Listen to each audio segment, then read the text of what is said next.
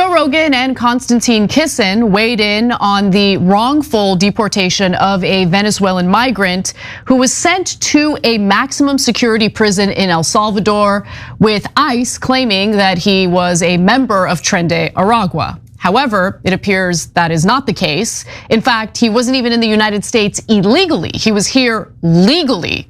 He had a legitimate asylum claim. He came in through a port of entry and made that asylum claim. And his name's Andre Hernandez. All right, listeners, get ready, because this is one of the most shocking immigration stories out there right now. Joe Rogan and Kasparian actually agreed on something. And it wasn't something small. They both strongly criticized Trump's immigration policy. The story is about Andre Hernandez, a gay makeup artist from Venezuela who came to the US legally to seek asylum. He followed the rules, did everything right. But under the Trump administration, he was wrongfully deported. They sent him straight to a maximum security prison in El Salvador. And why? Just because his parents had matching tattoos of crowns. ICE officers assumed those tattoos were related to gangs. That was their only reason. There was no trial, no hearing, nothing. Just grabbed and gone. Sent to one of the most dangerous prisons, even though he hadn't done anything wrong. This isn't just about politics anymore.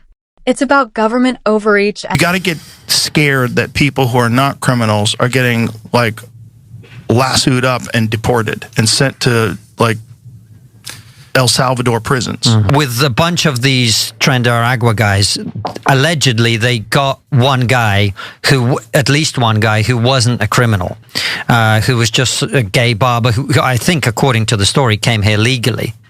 He was here legally. That's what they said. Joe Rogan and Konstantin Kisin weighed in on the wrongful deportation of a Venezuelan migrant who was sent to a maximum security prison in El Salvador, with ICE claiming that he was a member of Tren de Aragua. However, it appears that is not the case. In fact, he wasn't even in the United States illegally. He was here legally. He had a legitimate asylum claim. He came in through a port of entry and made that asylum claim. And his name's Andre Hernandez. He's a gay makeup artist who's been an outspoken critic of Venezuela. And I just feel like it's pretty obvious he's not a Tren de Aragua gang member. Yeah, they don't even allow gay people into the gang. So among 1,000 reasons why he's not a gang member. So this is what happens when you don't do due process. Exactly. Because the courts are supposed to check. Oh, is he a gang member or isn't he? Oh, is he undocumented or isn't he? Did he come here legally or not? Because if you don't check, you get people who did come here legally and that aren't in a gang. And that's why, like, if he did this without doing it in a dumb way, and he just rounded up the actual gang and made sure, then shipped him off, some people would still be mad that he's sending him to a hellhole in El Salvador. But overall, the American people would be massively on his side. Yeah, and look, I want to be 100% clear. Everyone, including individuals who are suspected of being gang members, and there's actual evidence, showing that they're part, doesn't matter. You need to go through the proper channels. There needs to be due process. There's a reason why due process exists. And if you think it's okay to just throw it away when it comes to individuals who the federal government is simply accusing unilaterally of doing something criminal, well, I mean, you're really allowing so much power to be concentrated in the federal government to the point where they can accuse anyone of anything.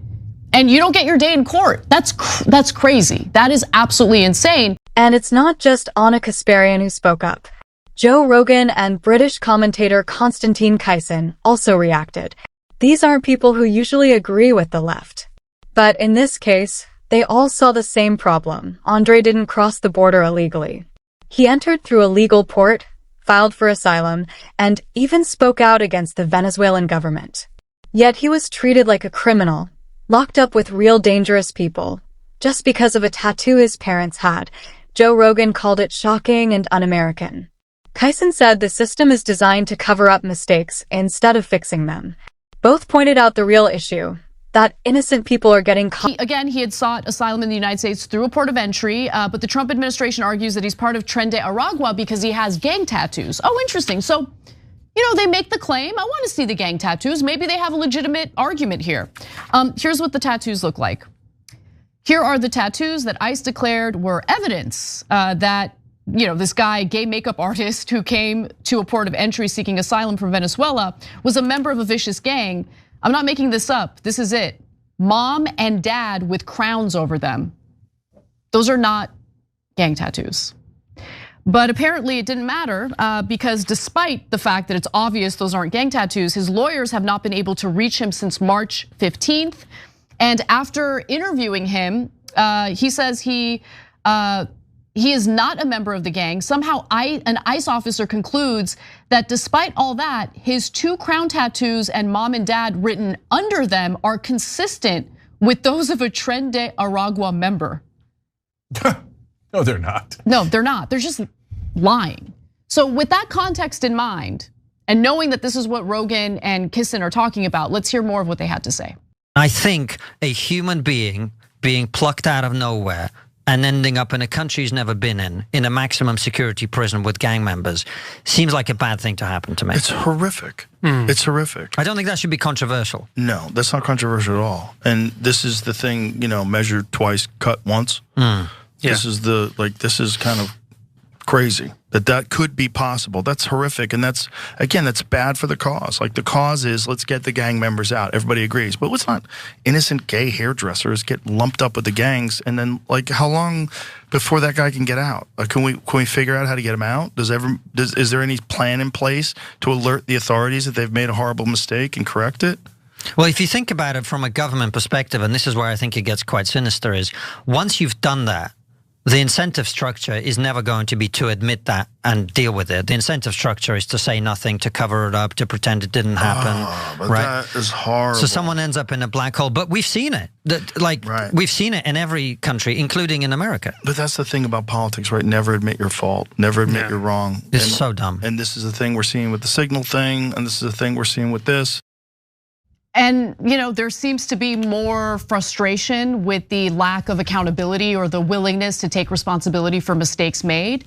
So far, we haven't heard anything from the Trump administration in regard to this specific individual who was sent away. But you should know that we have so far spent about $40 million to send migrants to El Salvador's CICOT. And that's according to the State Department. They apparently did an analysis and provided that analysis to senators.